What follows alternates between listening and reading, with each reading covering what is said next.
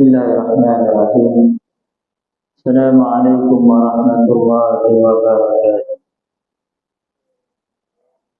Astaghfirullahal azim alladzi la ilaha illa huwal hayyul qayyum wa atubu ilaih.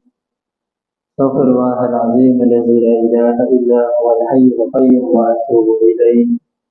Astaghfirullahal azim alladzi la ilaha illa huwal hayyul qayyum wa atubu ilaih. Nahmaduhu wa nasta'inuhu wa nastaghfiruh wa na'udzu billahi min shururi anfusina wa min sayyiati a'malina. Man yahdihillahu fala mudilla lahu wa man yudlilhu fala hadiya lahu.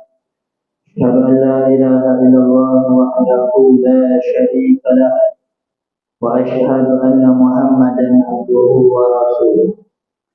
Allahumma salli ala sayyidina Muhammad fatihil lima ughliqa wal khatimi lima sabaqa wan nasiril haqqi bil haqqi wal hadi ila siratal mustaqim wa ala alihi wa sahbihi haqqa qadrihi wa miqdaril azim. Allahumma rabbi shrah li sadri wa yassir li amri wahlul 'uqdatam min lisani yafqahu qawli. Allahumma aftah alaina hikmataka wa anshur alaina min khazain rahmatika ya arhamar rahimin. Allahu wahdahu la syarika lahu Muhammadan abduhu wa rasuluh. Tawajjah haitsu syi'ta fa innaka mansur. La haula wa la quwwata illa billahil aliyyil azim. Amma ba'd. Qala Allah ta'ala fi kitabil aziz ba'da a'udzu billahi minasyaitonir rajim wa dzakir fa inna dzikra tanfa'ul mu'minin. Sadaqallahul azim. Bahagia Tuan Imam, Tuan Bilal, pegawai masjid, Tuan-tuan haji, para asatidz, ayahanda-ayahanda, abang-abang, adik-adik, hadirin hadirat yang dirahmati Allah sekalian. Alhamdulillah, semua alhamdulillah. Tinggi-tinggi kesyukuran kita rapatkan kepada Allah Subhanahu wa taala, yang mana pada hari Jumaat yang penuh keberkatan ini, Sayyidul Ayyam, sama-sama Allah Subhanahu wa taala pilih kita, Allah Subhanahu wa taala kurniakan kita, rezekikan kita untuk masih lagi berada di atas dunia ini, di atas muka bumi ini, untuk sama-sama kita berkasih sayang, untuk sama-sama kita mengislah, perbaiki diri kita, untuk kita melakukan sebanyak mungkin amal-amal soleh yang Allah Subhanahu wa taala telah taklifkan kepada kita. Dan moga-moga perkara-perkara ini kita dapat melakukannya berlandaskan dengan syariat Islam, dan kita dapat ikut sunnah baginda Rasulullah sallallahu alaihi wasallam. Amin Allahumma amin. Hadirin hadirat yang mati Allah sekalian, alhamdulillah, nikmat yang Allah kurniakan kepada kita ini tidak ternilai banyaknya.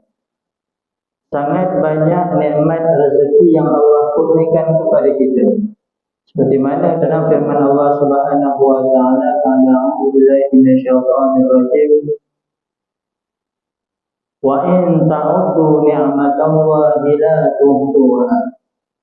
Yang bermaksud, jikalau kamu kira-kira nikmat Allah, jikalau kamu hitung-hitung nikmat Allah, la tuhsuha, tidak terkira banyaknya, tidak ternilai banyaknya nikmat yang Allah Subhanahu wa taala telah kurniakan kepada kita. Oleh itu tuan-tuan, marilah kita selalu sentiasa bersyukur pada Allah Subhanahu wa taala, dan moga-moga Allah Subhanahu wa taala berkati hidup kita. Dan moga-moga Allah Subhanahu wa taala permudahkan segala urusan kita di dunia dan di akhirat. Dan moga-moga Allah Subhanahu wa taala merahmati kita. Ya. Bila mana cerita tentang nikmat, cerita tentang syukur ini tuan-tuan, ulama mengingatkan kita, syukur ini sifatnya apa? Syukur ini sifatnya sebagai pengikat. mengikat dan menarik, menjemput. Sentiasa kita bersyukur. Pengikat apa tuan-tuan? Nak mengikat rezeki, nikmat, kurniaan yang Allah Subhanahu Wa Taala telah berikan, telah kurnia, telah berikan kepada kita sebagai pengikat. Biar nikmat rezeki itu sentiasa berkekalan kepada diri kita, kepada kita. Dan sebagai penarik, sebagai penjemput. Bila mana kita bersyukur, dan Allah Subhanahu Wa Taala akan tambah lagi dan tambah lagi tuan-tuan. Menarik, pengikat dan menjemput. Oleh itu, qulil hamdulillah daiman. Marilah kita selalu ucapkan kalimah hamdalah dan kita puji Allah Subhanahu Wa Taala atas kebesarannya, atas nikmat rezeki kurniaan kepada kita. Ada 3 pepatah harap mengingatkan kepada kita tentang kehidupan ini, tentang bersyukur. Yang pertama, izhab lil mustashfa lita'rifu ni'mat al-afiyah. Yang pertama. Yang kedua, izhab lisijn lita'rifu ni'mat al-hurriyah. Dan yang terakhir, yang ketiga, izhab lil kubur lita'rifu ni'mat al-hayah. Yang pertama, mari kita lihat izhab lil mustashfa. Marilah kita pergi ziarah ke mana? Mustashfa, hospital. Pergilah kamu ziarah ke hospital sana. Untuk apa? Lita'rifu ni'mat al-afiyah. Nanti baru kamu tahu apa itu nikmat kesehatan. Kita sebut apa? Kita doakan kawan-kawan kita, dan moga-moga sehat tubuh badan kamu, sehat wal-afiyah. Pergi ziarah ke hospital sana. Yang mana kita tahu hospital ini tempat orang sakit. Yang bekerja di hospital tu kita tak ambil kira lah. Dan cerita apa, betapa besarnya nikmat kesehatan itu kepada kita. Kita yang sihat ni pergi ke hospital, mungkin ziarah sahabat kita, jiran tetangga kita, ahli keluarga kita, adik-beradik kita, yang mana kita rasa bersyukur. Kerana apa? Mereka yang di dalam hospital sana sangat-sangat terbatas pergerakan mereka. Kesihatan mereka diuji. Kita yang berada di luar hospital ini maksudnya apa? Kita sihat. Mungkin kalau ada sakit-sakit sikit, sakit pinggang, sakit lutut, itu common biasa, kan? Seorang bawah ini pergi ke klinik, di hospital tanya, doktor, kenapa pinggang saya, lutut saya ni dah ada bunyi-bunyi sikit, waktu sujud, waktu rukuk ada bunyi-bunyi sikit doktor. Bunyinya kadang-kadang, kadang selalu bunyi-bunyi ni. Bila doktor tanya umurnya berapa umur ni? Umur dekat 70-80 tahun. Dia patut ada bunyi-bunyi sikit.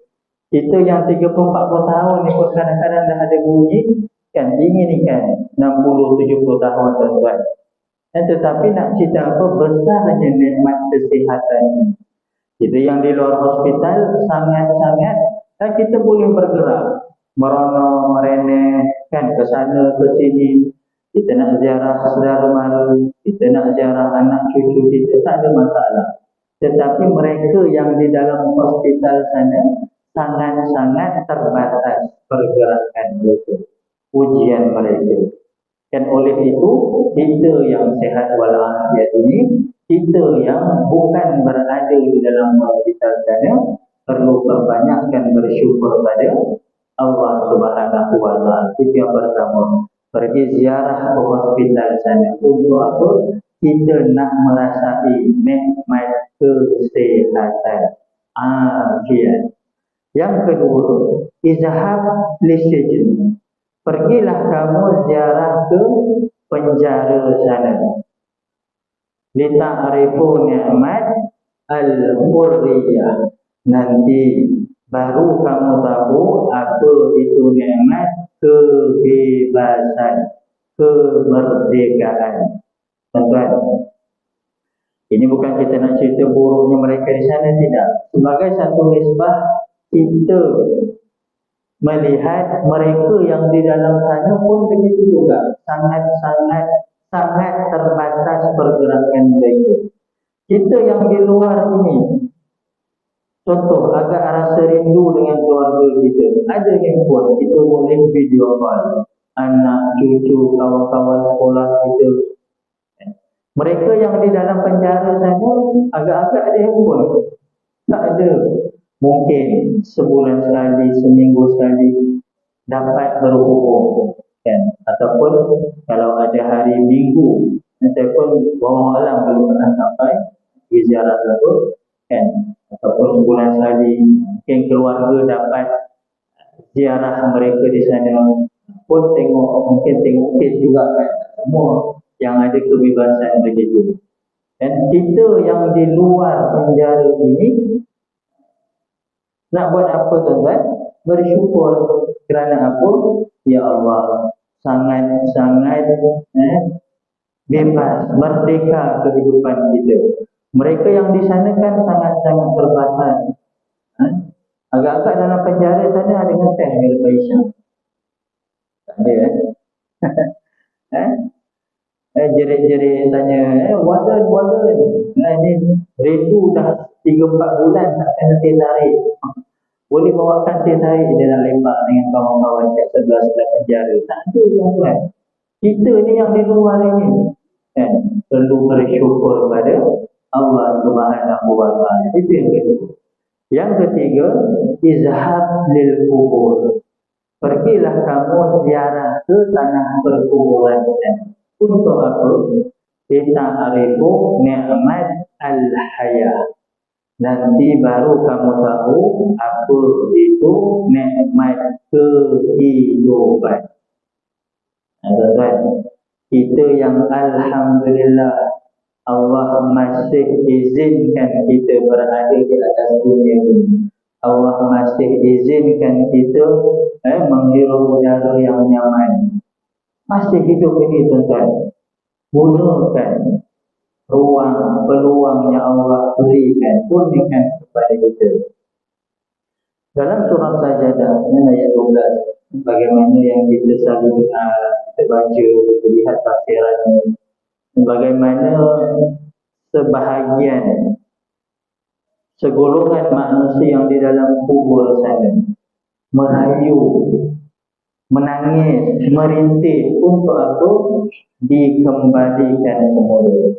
Dan Rabbana absarna wa sami'na farji'na na'mal salihan inna mu'min. Mereka merayu, menangis, merintih, wahai Tuhan kami, Rabbana absarna. Basara ni apa, tuan-tuan? Penglihatan. Kami telah melihat, wa sami'na, sami'a tu mendengar, pendengar. Kami telah mendengar, ya Allah.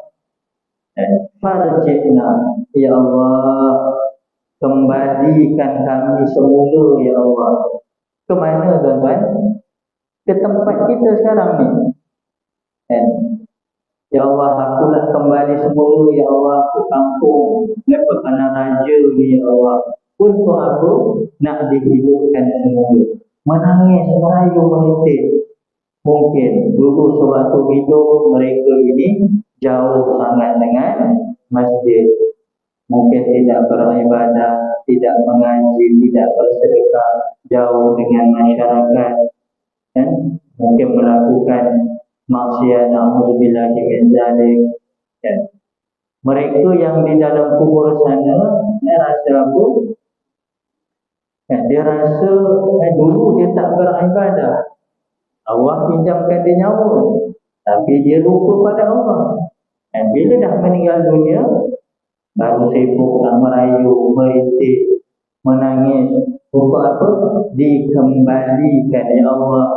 Kembalikan kami semula, ya Allah. Ya Allah, hidupkan kami semula, ya Allah. Nak kembali di atas dunia ini semata-mata untuk apa, tuan-tuan? Nak amal salihan, untuk melakukan amal-amal salih. Oleh itu, kita ni yang masih hidup, ceritanya kita ni masih hidup, buatlah sebanyak mungkin perkara-perkara kebaikan, kebajikan, perkara-perkara yang baik untuk apa? Dan moga-moga Allah Subhanahu wa taala memandang kita semua dengan pandangan rahmat kasih sayang. Kerana apa? Kerana kita bersyukur pada Allah Subhanahu wa taala. Hadirin hadirat muslimin dirahmati Allah sekalian. Tiga perkara tadi. Pergi ziarah ke hospital untuk apa? Supaya kita tahu nikmat kesihatan. Yang kedua, pergi ziarah ke penjara untuk apa? Supaya kita tahu apa itu nikmat kebebasan, kemerdekaan. Dan yang terakhir, pergi ziarah ke tanah perkuburan sana untuk apa? Dan supaya kita tahu apa itu nikmat kehidupan. Oleh itu, fastabiqul khairat. Buatlah amal soleh dengan sebanyak yang mungkin. Berlumba-lumba melakukan amal soleh. Kita tidak tahu. Semua kita tahu mungkin tarikh lahir kita. Tak ada seorang pun yang tahu tarikh meninggal. Dan satu keluarga, dan ayahnya sakit bertahun-tahun. Dan mungkin ayahnya bermimpi. Bermimpi apa? Dan esok ayahnya meninggal dunia. Dan ternampak dan nikmat syurga, azab itu ini dan dalam bahasa sana. Dipanggil, dikumpul anak beranaknya. Dan cerita tentang apa? Contoh ini bahagian kau, jaga kebun ni. Bahagian kau apa? Jaga rumah, jaga stable kuda. Ini harta ayah banyak ni. Tunggu esok, alhamdulillah ayah ada hidup. Tunggu seminggu, tunggu sebulan, bertahun-tahun tunggu. Ayah ada bertambah, sehat walafiat. Yang pergi yang jaga ayahnya pula meninggal dunia. Abang long dia. Tuan-tuan, ini rahsia. Bila mana kita rahsia yang besar ini, kita perlu buat persediaan yang rapi. Sekarang mungkin kita boleh bagi alasan. Yuk aku pergi masjid. Nantilah. Aku balik kerja ni, tengah penat ni. Nak jumpa keluarga dulu. Yuk pergi masjid. Nantilah. Aku dah lama tak main bola ni. Balik sebulan kali dulu kan nak main bola. Yuk pergi sini, yuk buat amal, yuk mengaji. Mungkin ada alasan. Tetapi tuan-tuan, di dalam sana, dalam umur akhirat sana, agak-agak apa alasan yang kita nak bagi pada Allah Subhanahu wa taala?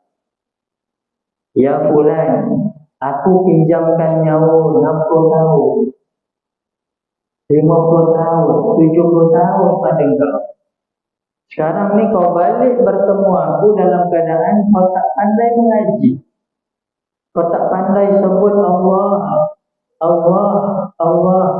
Kau tak pandai berselawat kepada baginda Rasul sallallahu alaihi wasallam. Apa alasan kita? Ya Allah, minta maaf ya Allah. Aku sibuk uruskan hartaku ya Allah. Ya Allah, minta maaf sangat-sangat ya Allah. Betul-betul saya minta maaf ya Allah. Dan kebun saya ada 50 ekar ya Allah. Tak sempat. Kadang-kadang 3-4 bulan baru sempat bagi kebun yang di sana, di sini, di situ. Mungkin ada alasan. Sekarang ni banyaklah alasan tuan-tuan. Saya pun ingatkan diri saya dan kita semua, tuan, walaupun bila satu sahabat, maksudnya apa tuan? Kita tahun baru kan, buatlah azam baru kan. Yang dulu biarkan dulu. Bukan tak boleh kenang, boleh jadikan pengajaran. Dan perlu ada perkara yang mana dalam diri kita, saya selalu ingatkan, sampai bila tu apa? Sampai bila aku nak macam ni? Biar benda tu main dalam diri kita, jiwa kita, perasaan kita. Sampai bila aku tak nak mengaji? Sampai bila aku nak jadi suami yang tak bertanggungjawab? Sampai bila aku tak nak jadi hamba yang bersyukur? Sebelum itu tuan, sebelum Allah jemput kita balik pergi bertemu dengan kan? Dan dalam surah Sajadah yang kita ceritakan tadi, kan, kita ni masih hidup. Setiap hari kita dapat dengar tazkirah, dapat dengar kuliah dengan sahabat-sahabat kita yang dapat ajak kita buat kebaikan. Yang mungkin masih ada mak ayah yang selalu ingatkan kita, Mat, sembahyang Mat, kan? Abah, jom kita pergi masjid bah. Anak-anak yang ingatkan kita. Nanti dah di dalam sana, Wallahualam, tak tahu apa nasib kita. Sekiranya sekarang ini di dunia ini kita dapat gunakan masa diri kita, usia dengan sebanyak yang mungkin, insya-Allah di dalam sana selamat. Sebaliknya, Wallahualam. Oleh itu, dan marilah kita jaga kesihatan tubuh badan kita. Dan kerana apa? Dua nikmat yang selalu manusia leka ni, lupa. Kan? Nikmat apa? Nikmat kesihatan dan nikmat kelapangan masa dan waktu. Kan? Ni ada kesempatan Allah pinjamkan kita nyawa, buatlah sebaik mungkin, sebanyak mungkin perkara-perkara yang boleh mendatangkan redha Allah Subhanahu wa taala. Hadirin hadirat muslimin muslimat dirahmati Allah sekalian. Hari Jumaat Sayyidul Ayyam, penghulu segala hari ini. Marilah kita perbanyakkan berselawat kepada junjungan besar baginda Muhammad sallallahu alaihi wasallam. Kerana apa? Selawat ini miftahus sa'adah, kunci kebahagiaan. Miftahus sa'adah, kunci kebahagiaan tuan-tuan. Dulu saya di satu daerah, saya ni dah 3 daerah pindah. Dan di Batu Pahat, di Mersing, daerah pertama kurang lebih 8 tahun, daerah kedua Batu Pahat dalam 4 tahun, sekarang ni daerah Mersing.